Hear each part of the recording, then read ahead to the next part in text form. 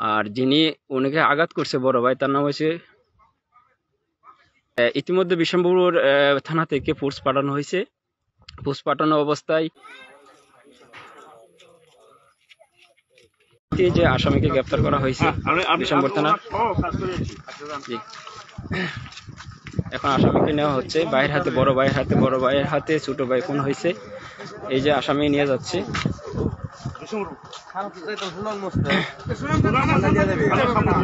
ঠিক আছে, এই যে মুরব্বী প্রায় ওনার বয়স ৮০ বছর প্রায়, আর যিনি মারা গেছে ওনার বয়স হচ্ছে প্রায় ৬০ বছর। ঠিক আছে, ওনাকে গ্রেপ্তার করতে সক্ষম হচ্ছে বিশম্বর থানা। এই যে এই মুঙ্গুরটা দিয়ে ওটে প্রথম অবস্থায় মাথায় একটা বাড়ি দিয়েছে, পিছন দিয়ে নামাজি অবস্থায় বাড়ি দিয়েছে, দ্বিতীয় অবস্থায় আবার আঘাত করছে, তৃতীয় অবস্থায় তিনটা আঘাত